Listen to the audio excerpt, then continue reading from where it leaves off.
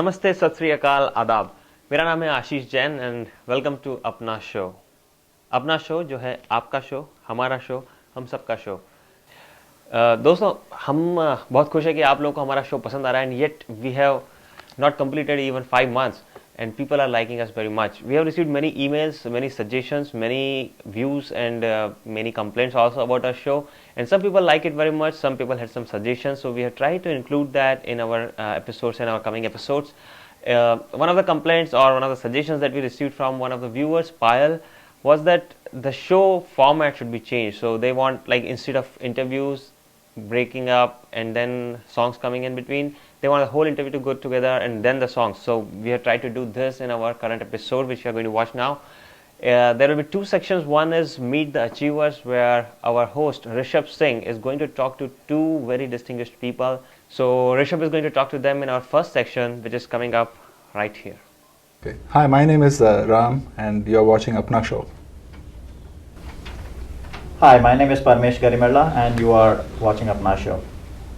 Hi, my name is Rishabh and you're watching Apna Show. Welcome to Apna Show. I'm your host Rishabh and I'm going to be talking to two extraordinary gentlemen who are running Vision Aid. This is an organization which is serving visually disadvantaged people in underserved areas, and they're trying to make their life a little bit more independent and have dignity. We're going to be speaking to Mr. Rajakrishna Raju, who's the founder and executive director, and Mr. Param Garimela, who's the president of this organization. Welcome, sir. Hello. And really appreciate your taking time on a busy Saturday morning. It's a precious time for all of us. So could we start with just telling a bit about yourself, growing up, which part of India did you come from, and how was it? Certainly, Rishabh. My name is Ramakrishna Raju and most people know me as Ram. I was actually, I'm a native of Andhra Pradesh, so my mother tongue is Telugu. I never really lived in Andhra Pradesh specifically for any duration of time. Most of my time was spent either in Bangalore or Calcutta, but that's my native place. My parents lived there. I came to the US, roughly about 10 years ago. So. Right. What about Param, you? Yeah, my name is Param Garimella. It's shortened. The full name is actually Parmesh Garimella. I have a similar background to Ram. I belong to Vizag and Andhra Pradesh, India, but actually I grew up in Bhubaneswar in the state of Orissa. That's where I was born and brought up to my school level. So it's a very similar background, and I came over to US about 15 years back, and now I live in Lexington, Massachusetts, where I got introduced to Ram, and after that Ram started this organization and I joined him. He invited me to join and I joined him. How did you come about getting into social service? Because I guess both of you are from the technology sectors, and this being a very different field for you. How was this initiation? Well, a few factors. First of all, I think, from a fairly young age, I had this, something driving or some motivation to do something a little different, other than going out and, getting a paycheck and, buying a house and car. Wasn't really clear, until recently what I wanted to do. So with that broad volition in mind, started looking at, different areas of need. Other thing is that within my family, we have people who have vision impairment of certain kind, which is not really treated by glasses. And I know from personal experience how hard it is, and that the number of facilities available in India today for these kind of services is small. So we started looking at that, and we started doing some research. My wife and I talked about it, and we said, well, let's start something small first. And we actually commissioned a management institute in India to go out and do a study. And we were actually quite surprised to see. We did this in Vizag, which is a relatively, you might have heard of Visakhapatnam. It's a coastal town in Andhra Pradesh. And even though there were roughly 100 eye clinics in that whole region, only, we didn't even find a single provider who was taking care of low vision services or vision rehabilitation. Whereas the situation here in the US is different. Almost every major eye hospital has a section which does that.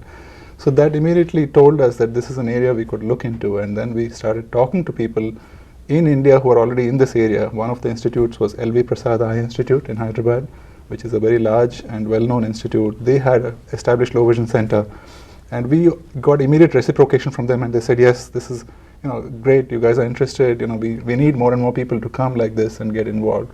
We spoke to Arvind Eye Hospital in Madurai, who was also doing this. And so things started falling into place, we soon came to the conclusion that we need to, it's a good area to actually start something small. So for the first few months, we were putting in our own money, started something small.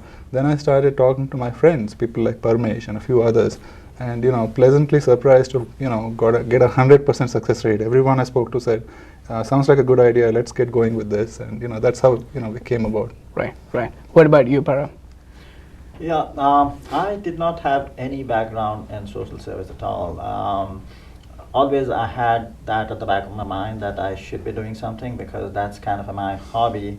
In all our gatherings and get-togethers, I always talk about how we always talk about only one part of India, which is the educated urban yuppies who do well, and the fact is that over 90% of India are underprivileged, and we never do anything for them. So I keep bringing that topic. And when Ram approached me with this idea that he's starting this Vision Aid and whether I would like to join them, immediately it struck a chord. I said, yeah, I think we should do that. I didn't have any experience before, other than giving a little bit of help here and there. So I said, okay, sure, let's join. And the first thing that struck me is that how little I knew. Because most people know that blindness is a big problem and people are sympathetic to the blind people. But then there is a large population that is not blind totally, but they have significant impairment of vision, which prevents them from doing a lot of things. I myself didn't know about it, that there is something called a low vision that impairs people to such an extent, and there is really no cure about it. So that's when I started talking to Ram, and he made it clear that our target audience is not the blind people. It's basically the people who have gone to doctors several times and they have exhausted all options and nothing can be done, basically, either surgically or through medicine, nothing can be done. So they have to basically live with what they have. That's it. Mm-hmm. So the idea here is basically how to make use of whatever little 5%, 3%, 10% vision that they have and make them lead a more dignified life. So that, because typically what happens, especially in lower strata of the society, people who are like almost at the destitute level, and if they don't even have vision, they are really looked down upon. People don't help them, so they end up leading real destitute lives. Mm-hmm.